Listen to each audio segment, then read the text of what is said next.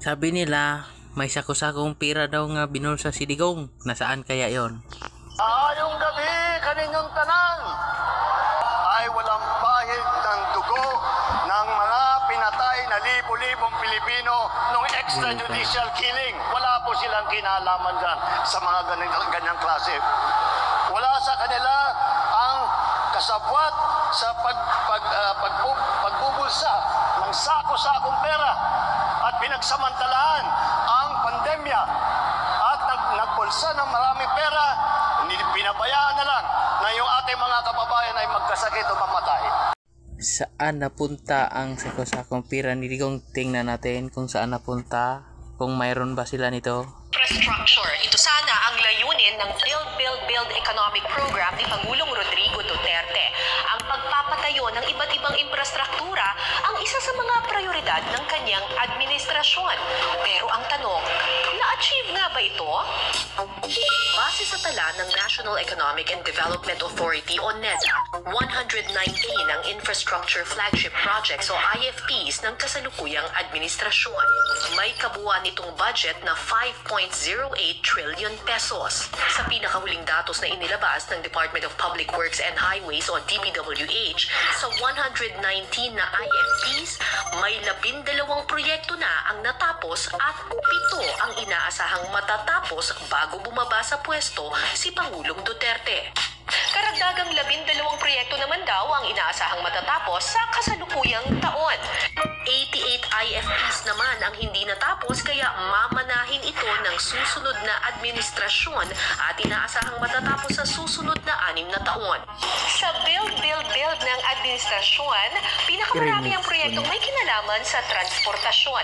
Kabilang narito ang MRT3 rehabilitation at ang Binondo Intramuros Bridge. Kasama rin sa build ang mga proyektong sinimulan pa noong mga nakaraang administrasyon.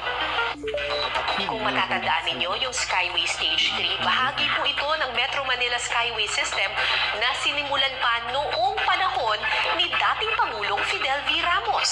Inaprumahan ito ni dating Pangulong Benigno Aquino III noong September 2013, nagkaroon infrastructure. Ito sana ang layunin ng Build Economic Program ni Pangulong Rodrigo Duterte.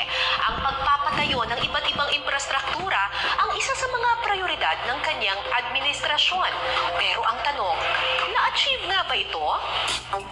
Base sa tala ng National Economic and Development Authority o NEDA, 119 ang infrastructure flagship projects o IFPs ng kasalukuyang administrasyon.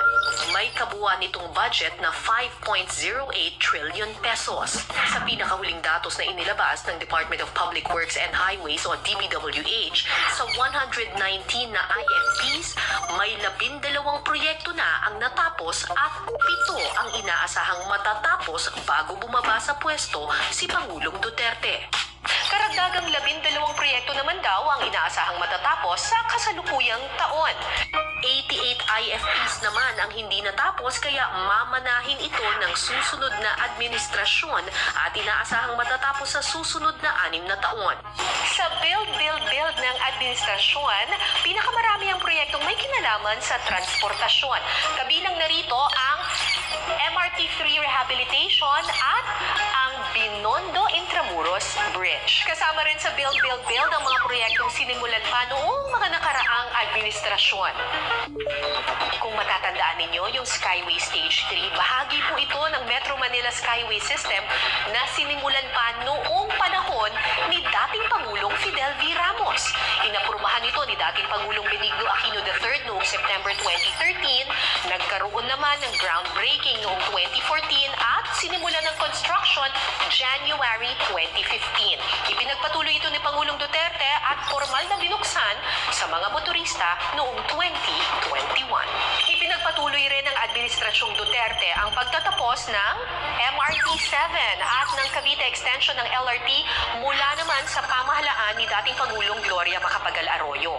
Ang dating 3 oras na biyahe mula sa North Avenue, Quezon City hanggang San Jose del Monte, Bulacan magiging halos 1 oras na lang daw kapag natapos ang MRT7. 2001 pa ito pinlano pero Nitong 2016 lamang nagsimula ang construction. Nakasaad sa batas na kapag ongoing at may budget na ang isang proyekto, kailangan itong ituloy ng susunod na Pangulo. Pero kung ang project naman sa listahan ay hindi pa nasisimulan, may kalayaan pa ang susunod na presidente kung ipagpapatuloy niya ang mga ito o ilalaan sa ibang proyekto ang pondo. Ano nga ba ang top 10 most expensive projects?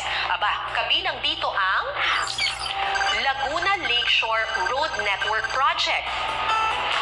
Expressway mula Lower Bicutan sa Taguig hanggang Calamba City sa Laguna. Kabilang din dyan ang C5 MRT-10 Project. Pagdudugtungin nito ang Commonwealth sa Quezon City at Ninoy Aquino International Airport. Nandyan din ang Ninoy Aquino International Airport, ang Quezon Bicol Expressway. Ito yung alternatibong ruta mula Pagbilao, Quezon patungong San Fernando, Camarines Sur. MRT-11. Magsisimula ito sa EDSA Balintawak sa Quezon City papunta sa Novaliches at Zabarte Road sa North Caloocan City hanggang sa Barangay Gaya-Gaya sa San Jose del Monte, Bulacan.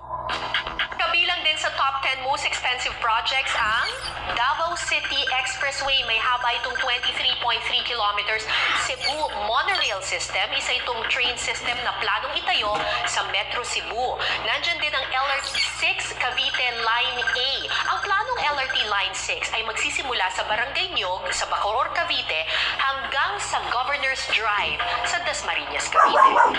Kabilang din dito ang Davao International Airport, Nagintingan Airport, isang international airport sa Northern Mindanao. Lumalabas na halos 74% ng kabuuang infrastructure flagship projects ang mamanahin ng susunod na administrasyon.